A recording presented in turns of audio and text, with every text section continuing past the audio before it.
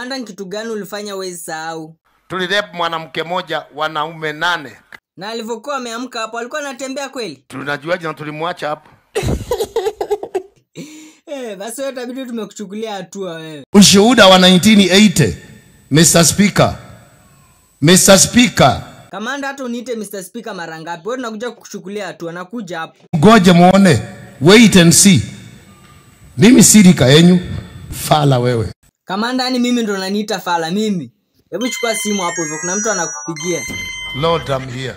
Na uweke loudspeaker wewe. Oh yes, I'm here. I am with you, my people.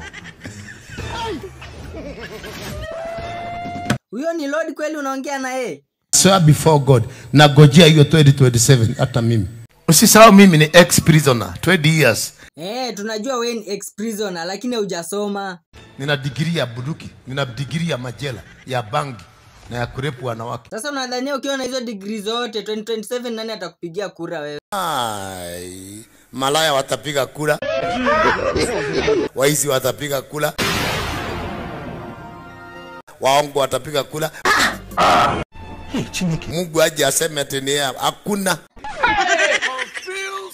Kwa venye umetaja wenye atakupigia kura, sasa nataka wauzie sera zako.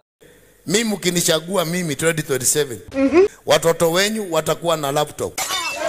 Kila mtoto atakuwa na laptop.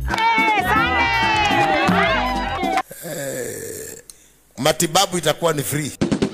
Lakini magonjwa utafute mwenyewe. Oh my God. Wamama mtaenda maternity hamtalipa kitu. Nefa. Lakini miba ujitafutie.